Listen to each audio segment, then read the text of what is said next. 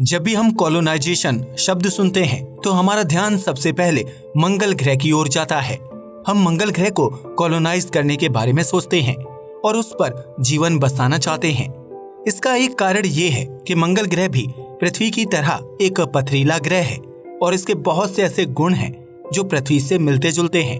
किंतु मंगल ग्रह पर मैग्नेटिक फील्ड नहीं है और इस ग्रह पर वायुमंडल भी प्रचुर मात्रा में नहीं है, जिस वजह से सूर्य से आने वाली सोलर विंड मंगल ग्रह पर बहुत ही अधिक मात्रा में पहुंचती है। और यदि हम मंगल ग्रह पर जीवन बसाएंगे तो हमें फलों और सब्जियों को उगाने के लिए उर्वरक यानी कि फर्टिलाइजर पृथ्वी से ही ले जानी होगी, क्योंकि मंगल ग्रह पर ऐसे तत्व नहीं हैं जिसमें हम फसल उगा सकें और इन्हीं सब कारणों से हम मंगल ग्रह पर जीवन बसाने में सक्षम नहीं हो पाते हैं। लेकिन क्या आप जानते हैं, टाइटन जो कि शनि ग्रह का सबसे बड़ा चांद है, ये भी जीवन बसाने के लिए उपयुक्त स्थान हो सकता है। तो आज के इस वीडियो में हम यही जानेंगे कि वे कौन से कारण हैं जिनसे हमें लगता है कि टाइटन पर जीवन बसाना सही रहेगा। तो चलिए शुरू करते हैं आज के इस वीडियो को। वीडियो शुरू करने से पहले आप लोगों से एक सवाल पूछना चाहूंगा, क्या आप सौरमंडल के सबसे बड़े चांद का नाम बता सकते हैं? हमें कमेंट करके बताइएगा। शनि ग्रह का सबसे बड़ा चांद टाइटन सौरमंडल का एकमात्र ऐसा प्राकृतिक उपग्रह है जिस पर वातावरण मौजूद है और यह पृथ्वी के अलावा एकमात्र ऐसा खगोलीय पिंड है जिस पर लिक्विड ओशन जैसे नहरों और सागरों आदि के ठोस प्रमाण उपलब्ध हैं। तो आइए जानते हैं वे कौन से कारण हैं जिससे हमें टाइटन पर बस्तियां बसानी चाहिए। नंबर 1, लो रेडिएशन। हमारे सौरमंडल में जब भी जीवन बसाने की बात आती है तब अक्सर चंद्रमा और मंगल ग्रह को जीवन बसाने के लिए सबसे अधिक संभावित माना जाता है, जहां मानव जाति पहले पृथ्वी से परे एक स्थायी उपस्थिति स्थापित करेगी। हालांकि टाइटन की तुलना में कहीं अधिक निकट होने की वजह से चंद्रमा और मंगल पर जो सबसे बड़ी समस्याएं आती हैं, उनमें से एक ये है कि मंगल ग्रह और चंद्रमा तक बहुत ही अधिक मात्रा में सूर्य की रेडिएशन पहुंचता है। हालांकि इस ग्रह और चांद तक अधिक मात्रा में रेडिएशन पहुंचने का एक कारण ये भी है कि इसके पास मैग्नेटिक फील्ड और वायुमंडल का अभाव है, जिस वजह से यदि हम इन ग्रहों पर कॉलोनी बनाते हैं तो हमें भूमिगत यानी कि अंडरग्राउंड कॉलोनी बनानी होगी। किंतु जब बात शनि के मून टाइटन की आती है तो इस पर हमारे सौरमंडल में शुक्र ग्रह के बाद किसी भी चट्टानी पिंड से अब तक का सबसे घना वातावरण मौजूद है। हालांकि टाइटन के पास भी मैग्नेटिक फील्ड नहीं है, किंतु शनि ग्रह का मैग्नेटिक फील्ड इतना ताकतवर है कि टाइटन और शनि ग्रह के बाकी सभी उपग्रह इसके अंदर आते हैं, जिस वजह से टाइटन सूरज से आने वाले खतरनाक रेडिएशन और सोलर विंड से आसानी से बचा रह जाता है। Number 2, hydrocarbon seas. हमारे सौरमंडल में पृथ्वी के अलावा टाइटन ही एकमात्र ऐसा खगोलीय पिंड है जिस पर पर्याप्त मात्रा में तरल मौजूद है और वास्तव में टाइटन पर हमारी पृथ्वी की तरह समुद्र, नदियां और झील मौजूद हैं। हमारे ग्रह की तरह इस उपग्रह पर भी बारिश होती है। हालांकि पृथ्वी और टाइटन के इन समुद्रों और झीलों में भिन्नता ये है कि जहां हमारी पृथ्वी के समंदर और झीलों में पानी होता है, वहीं टाइटन के इन झीलों और समुद्रों में मीथेन और ईथेन तरल रूप में मौजूद है। इस उपग्रह पर अत्यधिक ठंड पड़ने के कारण यह लिक्विड के रूप में रहता है और टाइटन के सतह पर यह दोनों हाइड्रोकार्बन ठोस और तरल दोनों ही रूप में एक ईंधन की तरह है, जिसका उपयोग टाइटन पर बसने वाली कॉलोनी कभी भी अपनी आवश्यकता के अनुसार कर सकती है। और वास्तव में यह टाइटन पर इतनी अधिक मात्रा में है कि इसमें पृथ्वी पर ज्ञात सभी भंडारों की तुलना में कई सैकड़ों गुना अधिक प्राकृतिक गैस है। सौभाग्य से टाइटन के ऑक्सीजन मुक्त वातावरण में ये तरल पदार्थ ज्वलनशील भी नहीं है, जिससे उन्हें ईंधन के लिए प्राप्त करना बहुत आसान हो जाता है। Number 3, water and oxygen available. जैसा कि हम सभी जानते हैं कि टाइटन पर पहले से ही जीवन को बनाए रखने वाले आवश्यक सभी तत्व मौजूद हैं और नासा ने साल 2014 में ये खुलासा भी किया कि टाइटन की सतह के नीचे लिक्विड वाटर ओशन और घुले हुए लवण मौजूद हो सकते हैं। इतनी अधिक मात्रा में पानी मौजूद होने से इसे हम पीने के लिए भी प्राप्त कर सकते हैं और पानी की यह प्रचुर मात्रा हमें सांस लेने के लिए ऑक्सीजन भी प्रदान करेगी। इसके अतिरिक्त टाइटन पर बहुत अधिक मात्रा में नाइट्रोजन भी मौजूद है, जो वहां बसने वाले जीवन को और भी आसान बना देगी। वास्तव में टाइटन के वायुमंडल में पहले से ही हमारी पृथ्वी के 78% नाइट्रोजन की तुलना में 98% नाइट्रोजन मौजूद है, जिस वजह से सौरमंडल के किसी भी अन्य ग्रह की तुलना में टाइटन का वायुमंडल पृथ्वी के वायुमंडल से बहुत अधिक मेल खाता है। और इसके अलावा टाइटन के वायुमंडल में 2% अन्य गैसें हैं, जिनमें मीथेन सबसे ज्यादा है। Number 4, plenty of water. Titan पर ठंड इतनी अधिक पड़ती है कि यहाँ का तापमान पृथ्वी के सबसे ठंडे तापमान की तुलना में भी 2 गुना अधिक ठंडा होता है और इतनी अधिक ठंड होने की वजह से टाइटन पर मौजूद कोई भी पानी स्थायी रूप से जम जाएगा और अत्यधिक कठोर हो जाएगा।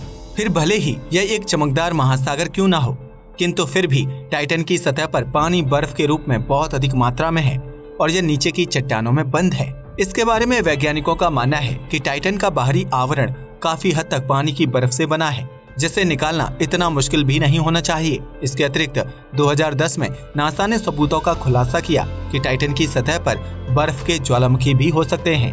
हालांकि इस खोज के 1 साल पूरा होने के बाद ही इस पर विवाद उठने शुरू हो गए और ठोस सबूत न होने के कारण यह पूरी तरह से कन्फर्म नहीं हो पाया। Number 5, comfortable air pressure.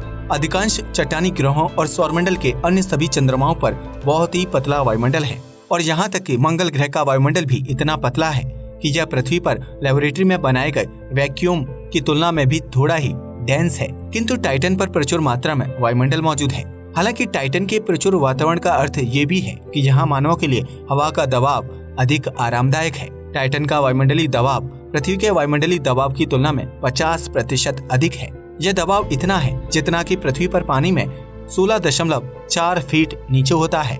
किंतु इस प्रकार की समस्या को कम करने के लिए हम एक अलग प्रकार का घर बना सकते हैं, जिनके अंदर उतना ही दबाव होगा जितना कि हमारी पृथ्वी के वायुमंडल में होता है। हालांकि हमें इस बात का भी ख्याल रखना होगा कि घर के बाहर और घर के अंदर दबाव में कम अंतर हो। Number 6, abundant fertilisers. टाइटन पर अगली बड़ी समस्या हमें भोजन की आ सकती है, किंतु टाइटन पूरी तरह से आत्मनिर्भर कॉलोनी बनने के लिए हर आवश्यक चीज का घर प्रतीत होता है, जो कि पृथ्वी से इसकी अत्यधिक दूरी यानी कि 1.2 बिलियन किलोमीटर को देखते हुए महत्वपूर्ण होगा।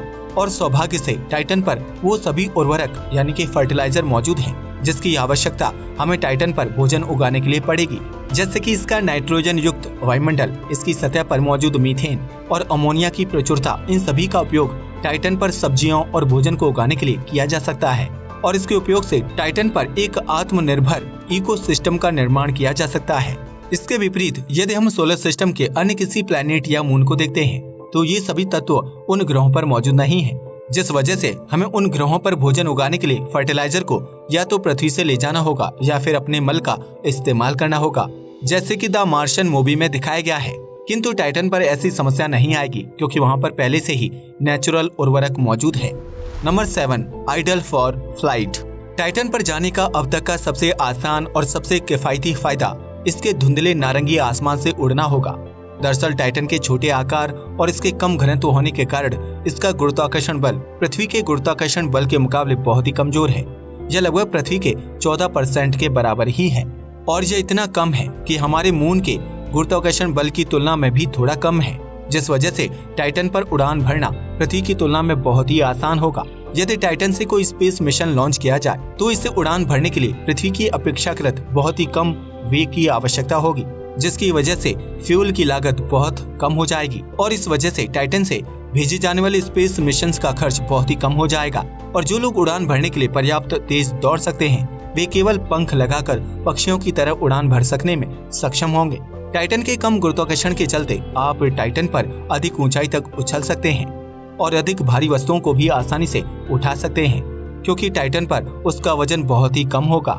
हालांकि कम गुरुत्वाकर्षण बल होने से भविष्य में एक लंबे समय के बाद वहां बसने वाले लोगों को कई समस्याओं का सामना भी करना होगा। कम गुरुत्वाकर्षण होने से हमारे शरीर की हड्डियां कमजोर होने लगती हैं। इसके अलावा टाइटन पर कम गुरुत्वाकर्षण के चलते और भी कई दिक्कतों का सामना करना पड़ सकता है। Number 8, lots of building materials. तरल और ठोस हाइड्रोकार्बन दोनों ही व्यावहारिक रूप से अंतहीन यानी कि एंडलेस आपूर्ति के साथ टाइटन के पास वह सब कुछ है जो कॉलोनिस्ट्स को एक स्थायी आश्रय बनाने की आवश्यकता होगी। और जैसा कि हम पृथ्वी पर घर बनाने के लिए लकड़ी, ईंट और धातु पर निर्भर रहते हैं, तो ये सभी मटेरियल हमें टाइटन पर भी आसानी से उपलब्ध हो जाएंगे। टाइटन के सरफेस पर पेड़ पौधे उगाने वाले सभी उर्वरक पहले से ही मौजूद हैं, जिनकी सहायता से हम टाइटन पर पेड़ उगा सकते हैं, जिनसे हमें बिल्डिंग बनाने के लिए लकड़ी उपलब्ध हो जाएगी। और शनि ग्रह के मजबूत चुंबकीय क्षेत्र के कारण टाइटन पर हानिकारक रेडिएशन और सोलर विंड भी नहीं पहुंचता है, जिस वजह से हम टाइटन पर विशाल भूमिगत घर बनाने के बजाय टाइटन की सतह पर भी घर बनाकर वहां रह सकने में सक्षम होंगे। और इसके विपरीत यदि हम चंद्रमा या फिर मंगल ग्रह की बात करें तो हम इसकी सतह पर घर बनाकर नहीं रह सकते हैं, बल्कि हमें अंडरग्राउंड घर बनाकर रहना होगा। Number 9, near by resources. हालांकि शनि ग्रह की परिक्रमा करने वाले इसके सभी उपग्रह के द्रव्यमान में से लगभग 96% द्रव्यमान केवल टाइटन का ही है और यह सोलर सिस्टम के सभी ग्रहों के उपग्रह में दूसरा सबसे बड़ा है। किंतु बावजूद इसके शनि ग्रह के 82 सैटेलाइट हैं, जिन पर अलग अलग प्रकार के मटेरियल और खनिज मौजूद हैं, जिनका उपयोग हम अपनी आवश्यकताओं को पूरा करने के लिए कर सकते हैं। उदाहरण के लिए शनि ग्रह का छठा सबसे बड़ा मून एनसेलेडस है, जिसका डायमीटर 500 किलोमीटर के जितना होगा और इसके सरफेस पर बहुत ही अधिक मात्रा में क्लीन आइस मौजूद है और इस उपग्रह पर जो वातावरण है वह ज्यादातर जल वाष्प से बना हुआ है। ऐसा माना जाता है कि इसका वातावरण एनसेलेडस के भीतर से निकलने वाली गैसों से उत्पन्न होता है, जहां पर पानी तरल रूप में मौजूद है। दरअसल शनि ग्रह के अत्यधिक गुरुत्वाकर्षण खिंचाव के कारण होने वाले ज्वारीय घर्षण यानी कि टाइडल फ्रिक्शन के द्वारा पानी तरल रूप में रहता है। ऐसे ही शनि ग्रह के अलग अलग मून पर अलग अलग प्रकार के खनिज मौजूद हैं, जिनका उपयोग हम कर सकेंगे। यदि हम टाइटन पर चले जाते हैं तो हमारे आसपास बहुत ही सोलर बॉडीज होंगे, जिन पर हम अलौकिक जीवन की खोज भी कर सकेंगे। Number 10, it's survival. इस समय यदि आप हमारे सौरमंडल में गौर करेंगे तो पृथ्वी के अलावा कोई भी सोलर बॉडी नहीं है जिसकी सतह पर हम बिना स्पेस सूट के रह सकने में सक्षम हैं। किंतु वैज्ञानिक दावा करते हैं कि टाइटन की सतह पर बिना किसी स्पेस सूट के भी जीवन है, क्योंकि टाइटन के वायुमंडल में 98% नाइट्रोजन मौजूद है, जो हमारी पृथ्वी पर 78% है। इसके अलावा मनुष्य सोलर सिस्टम के अन्य किसी बॉडी के विपरीत टाइटन की सतह पर स्वतंत्र रूप से चल सकता है। हाँ, उन्हें अपने आप को टाइटन पर पड़ने वाली कड़ाके की ठंड से खुद को बचाना होगा और उन्हें सांस लेने के लिए भी किसी श्वास यंत्र यानी कि रेस्पिरेटर की आवश्यकता होगी। और टाइटन का वायुदाब भी पृथ्वी के अपेक्षाकृत थोड़ा ही ज्यादा है, जिस वजह से उन्हें किसी दबाव वाले सूट की कोई आवश्यकता नहीं होगी, जिसकी आवश्यकता उन्हें मंगल, चंद्रमा या पृथ्वी से परे किसी अन्य सतह पर होगी। हालांकि उन्हें अधिक वायुदाब के कारण शुरुआत में कुछ दिक्कतें जरूर होंगी, लेकिन धीरे धीरे वे इन्हें सहने योग्य बन जाएंगे। बस उन्हें इन खास बातों का ध्यान रखना होगा कि वे अपने आप को टाइटन की कड़ी ठंड से पूरी तरह से बचा सकें और एक पल के लिए भी टाइटन की हवा में सांस लेने की कोशिश ना करें, क्योंकि ऐसा करने से केवल पल भर में ही आपके फेफड़े जम जाएंगे और आपकी मौत हो जाएगी। टाइटन वास्तव में एक अविश्वसनीय दुनिया है। कई मायनों में यह मंगल और चांद की तुलना में जीवन बसाने के लिए अधिक सस्टेनेबल यानी कि टिकाऊ प्रतीत होता है और यह हमारे सौरमंडल में ही मौजूद है, जिस वजह से हम टाइटन तक आसानी से पहुंच सकते हैं। इसके अलावा यह पृथ्वी से परे एक ऐसा खगोलीय पिंड है जिस पर प्रचुर मात्रा में वायुमंडल मौजूद है और वो भी पृथ्वी से लगभग मेल खाता हुआ। हाँ, निश्चित रूप से टाइटन पर काफी अधिक अंधेरा होता है और यह काफी ठंडा उपग्रह है, जहाँ का तापमान -179 डिग्री सेल्सियस तक चला जाता है। किंतु बावजूद इसके ये हमें जीवन बसाने के लिए कई मायनों में उपयुक्त प्रतीत होता है और यह किसी भी भविष्य के उपनिवेशवादियों यानी कि कॉलोनिस्ट्स को काफी संभावनाएं प्रदान करता है। आज के लिए बस इतना ही। वीडियो पसंद आया हो तो इसे लाइक कीजिएगा। जय हिंद दोस्तों।